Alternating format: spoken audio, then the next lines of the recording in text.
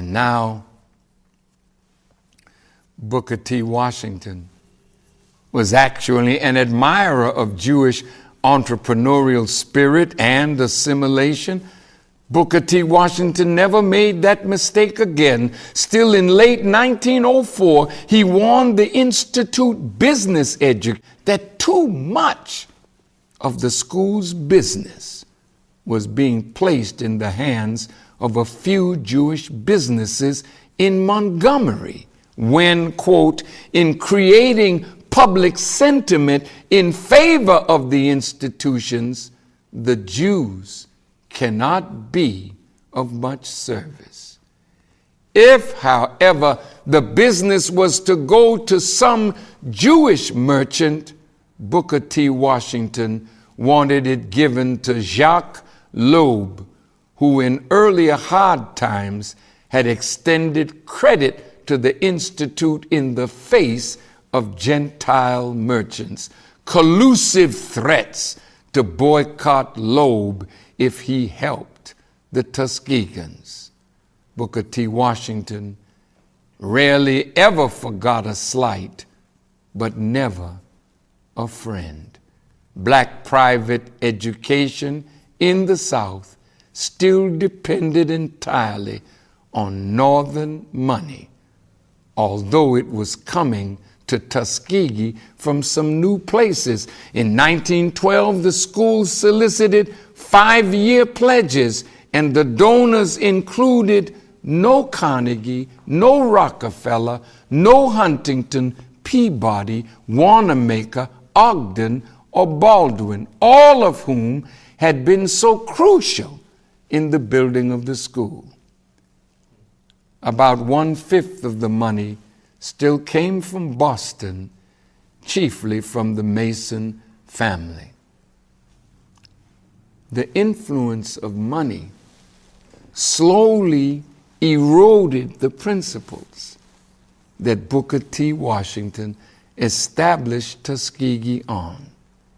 The Honorable Elijah Muhammad wanted to encourage Tuskegee to go back to the principles of Booker T. Washington, because those principles are sorely needed if we are going to be builders and not beggars. But what most of our people don't realize is that sometimes white people give you money, but they don't give money to further your aims. They give money to ultimately gain control and redirect the aim to that which is more beneficial to them. We see again in the Morrill Act the principle that any live germ grafted from original is devil. The Morrill Act establishes land-grant colleges. All these peasants, white folks, people that are coming in from Europe are getting land, and they are expanding America westward. The Homestead Act was enacted into law in 1862, and for 300 years, billions of dollars worth of American lands were granted to whites alone. Other huge blocks of land were sold to whites for only $1 per acre. Federal programs like the Preemption Act of 1830 and the Mineral Leasing Act of 1920 and many state programs were used to confiscate Indian land to give it to Caucasian settlers. The Homestead Act is probably the most rewarding affirmative action program American whites have ever given to themselves. Beginning in 1865, the year we were so-called set free, given the promise of 40 acres and a mule that we have never received, 250 million acres of land were given away to white families, many of whom had actually participated in the Southern Confederate Rebellion against America. Think about that. As many as 640 free acres for each white family, each acre being about the size of a football field, simply snatched from the Indians and given to whites. This is from a book titled How White Folk Got So Rich. Now, in that scenario, what does America do with the blacks? You allow us to have land-grant colleges, but will you teach us agriculture?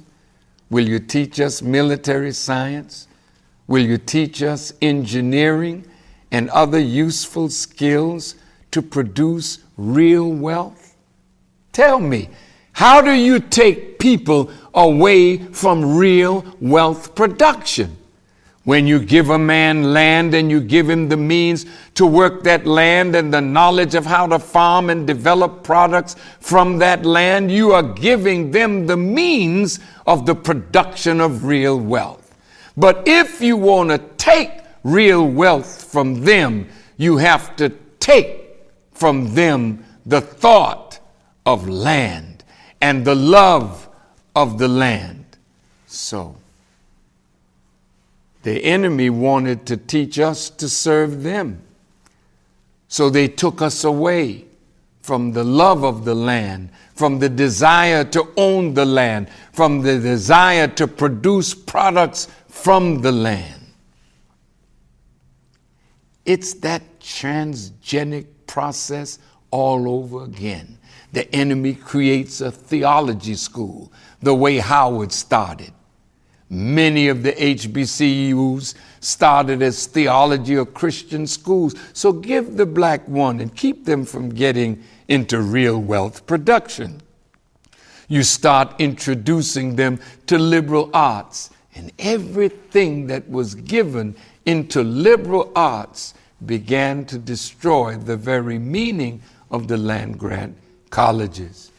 Mr. Joel Spingarn, with whom W.E.B. Du Bois and others united to form the NAACP, injected the poison of non-economic liberalism into the black leadership. And when W.E.B. Du Bois died, he died in Africa, gaining the history of black people, and he too was labeled as an anti-Semite.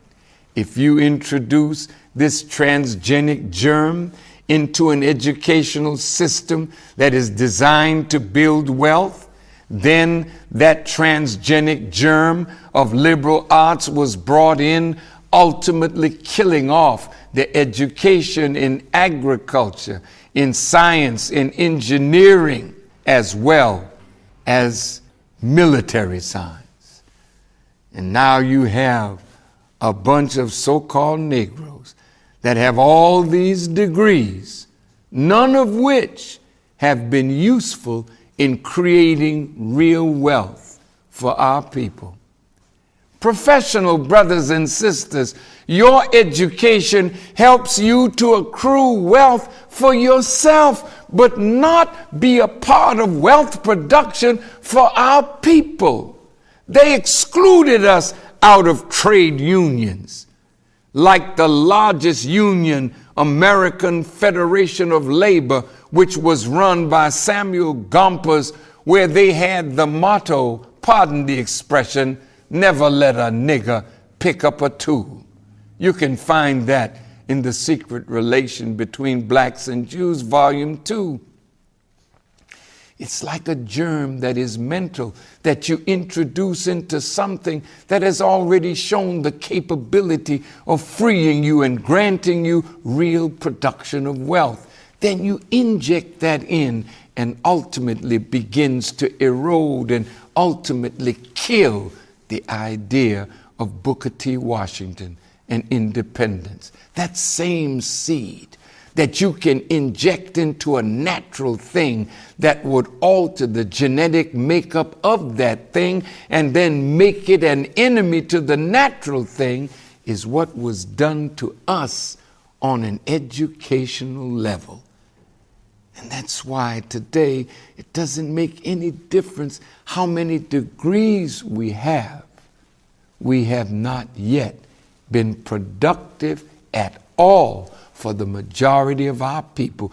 But the white Christian Mennonites in the Central American nation of Belize, with an 8th grade education, have wealth and are feeding, clothing, and sheltering themselves and feeding half of the nation of Belize of non-productive black people. Any live germ grafted from original is devil. And for us to be deceived into thinking that I'm going to college, I'm going to get a degree, but in order for you to work your degree, you either have to be productive in that field to produce the very field that you're working in, or you're subjected to those who control that field. If you're a nurse, where are you going to practice nursing?